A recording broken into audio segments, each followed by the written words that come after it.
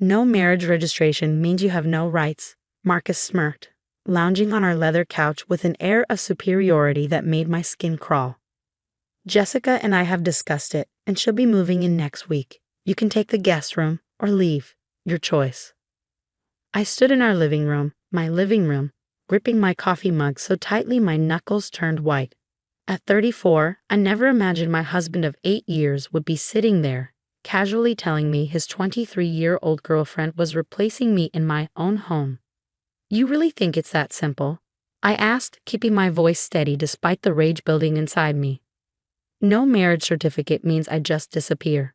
He laughed, that condescending sound I'd grown to hate over the past year. Exactly. I checked with my lawyer. Without official registration, you're just someone who's been living here. Jessica and I are starting fresh, and legally, you can't stop us. I set my mug down carefully on the coffee table, the same table I picked out when we first moved in. Marcus had insisted we didn't need to register our marriage back then. Why waste money on paperwork? He'd said. We know we're committed to each other. Now I understood the real reason. When does Jessica arrive? I asked, walking toward my home office. Next Tuesday, he replied, clearly pleased with my apparent acceptance. She's bringing her designer furniture. This place needs a younger woman's touch. I closed my office door behind me, my hands trembling as I unlocked the bottom drawer of my desk. Inside lay a manila envelope I put there 3 years ago, when I first suspected Marcus was hiding something. I'd hired a private investigator then, not to follow Marcus, but to look into our property records. The PI had discovered something interesting. Marcus hadn't actually bought this house as he claimed. His uncle had left it to him in a will. But there was a crucial detail Marcus either didn't know or had forgotten. I pulled out the document and read the words I'd memorized long ago. Property to be held in trust until marriage is legally registered. There was more about how the house would revert to other beneficiaries if certain conditions weren't met. But that first line was all that mattered now. My phone buzzed. A text from Jessica herself. Can't wait to redecorate. Hope you're not too heartbroken. I smiled for the first time that day. Marcus had been so focused on using the lack of marriage registration against me. He'd never bothered to read his uncle's will properly. The house wasn't his to give away, and Tuesday was going to be very interesting. Walking back to the living room, I found Marcus on the phone, probably with Jessica, discussing their plans for my home. He looked up as I approached, his expression smug. One question, I said, holding the envelope behind my back. Did you ever actually read your Uncle Robert's will? The full version, I mean. His brow furrowed slightly. What does that have to do with anything? Everything, actually. I pulled out the document and held it up. Because according to this, you don't own this house. Not legally, not until you register a marriage, and since you never did. The color drained from his face as I placed the document on the coffee table. That's impossible, he whispered, reaching for the papers with shaking hands. Your uncle was old-fashioned. I continued, enjoying the way Marcus's confidence crumbled with each word. He believed in doing things properly. Marriage, registration, all of it. Without that, the house belongs to the trust. And guess who I spoke to last week? Marcus looked up at me, realization dawning in his eyes. You didn't. The trustees were very interested to learn about your situation. They'll be here Tuesday too. Perfect timing. Don't you think the next few days were a masterclass in watching someone unravel? Marcus spent hours on the phone with his lawyer, his voice growing increasingly desperate as he realized the trap he'd laid for me had snapped shut around him instead. There has to be a way around this, he hissed into his phone, pacing our kitchen. I've been living here for 10 years. I sat at the breakfast bar, calmly sipping my morning coffee. 8 years, I corrected. You rented before that, remember? He shot me a venomous look. This is all your fault. You went behind my back, dug up private family documents. Public records, actually, I cut in. Your uncle's will is filed with the county. Anyone can look it up. I just did my homework. His phone buzzed again. Probably Jessica. She'd been texting constantly since yesterday, demanding updates. Their perfect plan was falling apart, and she wasn't taking it well. Jessica's already given notice on her apartment, Marcus said, trying a different approach. His voice softened, attempting the charm that used to work on me. Be reasonable. We can figure something out, split the value maybe. I raised an eyebrow. Split what value? You don't own anything to split. The trustees were very clear. Without a legally registered marriage, you're just a tenant who's been living here rent-free. The doorbell rang, making Marcus jump. I checked my watch. Right on time.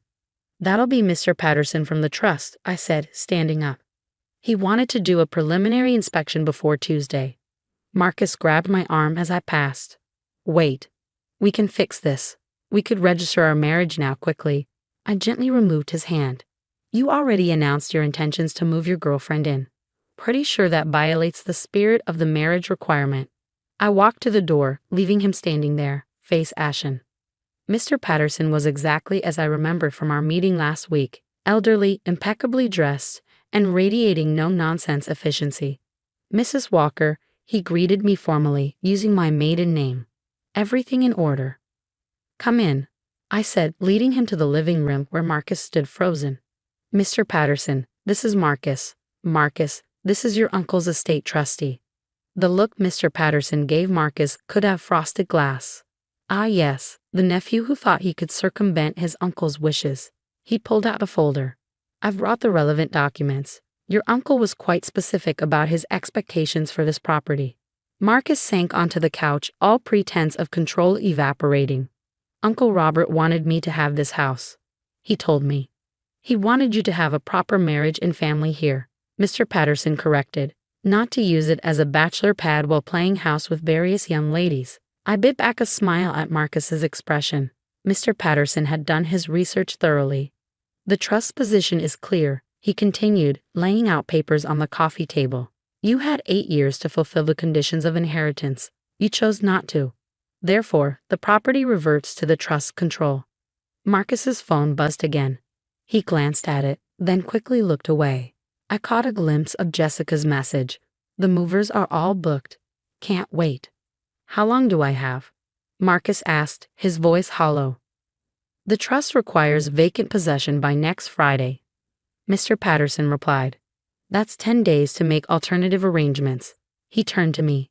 Mrs. Walker, given the circumstances, the trust is prepared to offer you a short-term lease at a favorable rate, should you wish to stay. I smiled, thinking of the apartment I'd already viewed. Thank you, but I have other plans. Marcus's head snapped up. You knew this was coming. You've been planning this. Unlike you, I said quietly, I believe in being prepared. After Mr. Patterson left, Marcus sat in silence for a long time, staring at nothing. Finally, he looked at me, really looked at me, perhaps for the first time in years. When did you figure it out? He asked. About the house. 3 years ago. About Jessica. Last year, when you started pushing back against registering our marriage. You got sloppy with your texts. He nodded slowly. And he waited all this time? I waited until you showed me exactly who you are, I replied. Until you tried to use the lack of registration against me. Karma's interesting that way. Tuesday arrived with all the drama I expected. I was in the kitchen, packing the last of my cookware, when I heard the commotion outside. Jessica had arrived with her moving truck, right on schedule. What do you mean we can't move in? Her shrill voice carried through the open window. Marcus, you promised me this house. I walked to the front door just in time to see Mr. Patterson and 2 other trustees intercepting Jessica and her movers. Marcus stood to the side, looking like he wanted to disappear into the perfectly manicured lawn he'd always been so proud of. Miss, Mr. Patterson was saying, his tone clipped, this property is under trust management. No unauthorized occupancy will be permitted. Jessica turned to Marcus, her perfectly made-up face contorting with rage. You said this was handled. You said your wife had no rights. Technically, I called out from the doorway, he was right about that part. I don't have any rights to the house. I smiled sweetly. But neither does he. The moving truck driver was already backing out of the driveway, clearly wanting no part of this situation. Jessica's designer furniture would have to find another home. This is ridiculous. Jessica stamped her foot, looking every bit the 23-year-old she was. I gave up my apartment. I bought new furniture. Marcus, do something. But Marcus just stood there, defeated. He'd spent the last week frantically searching for loopholes, calling in favors from lawyer friends, even trying to contact other family members who might influence the trust. Nothing had worked. The trust position is final, Mr. Patterson stated firmly. The property must be vacated by Friday. Any attempts to occupy it without authorization will result in legal action. Jessica's face crumpled as reality finally sank in. But where am I supposed to go? That's not our concern, Mr. Patterson replied. Turning to me, his expression softened slightly. Mrs. Walker, I trust you'll be finished moving out by tomorrow. I nodded. Everything's almost packed. The lease on my new apartment starts today. Marcus's head snapped up. You've already found a place. Like I said, I replied, I believe in being prepared. Later that evening, as I packed the last of my personal belongings, Marcus made one final attempt to talk. We could still fix this, he said, hovering in the doorway of what had been our bedroom. Register the marriage, make it official. We could have the house back. I closed my suitcase and turned to face him. You still don't get it, do you? This was never about the house. It was about respect, about building a life with someone who values you. You failed at both. What about Jessica? He asked quietly. What about her? You promised her something you didn't own, just like you promised me a marriage you never intended to honor. He had no response to that. The next morning, I handed my keys to Mr. Patterson. My new apartment was smaller but bright and airy, with a balcony perfect for the herb garden I'd always wanted to start. As I unpacked, my phone buzzed with a message from my friend Deanne. Just drove by the house. Jessica's furniture is sitting in Marcus's parents' driveway. His mom looks furious. I smiled, imagining the scene. Marcus had always relied on his parents bailing him out of trouble, but a house full of modern furniture and an angry girlfriend might be beyond even their capacity for cleanup. A week later, I ran to Jessica at a local cafe. She was alone, stirring her coffee absently. He's living in his parents' garage, she said when she saw me. Claims he's between properties right now. She laughed bitterly. I should have known when he wouldn't make anything official with me either. Some lessons are expensive, I replied, grabbing my to-go order. But they're worth learning. 3 months later, I received a formal letter from the trust. They had sold the house to a young couple who, ironically, had just registered their marriage. Mr. Patterson included a personal note. Your ex-husband tried to contest the sale. The judge laughed him out of court.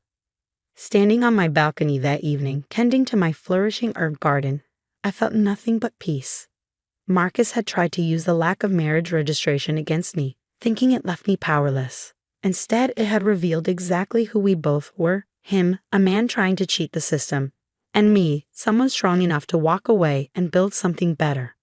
Sometimes the best revenge isn't just about winning.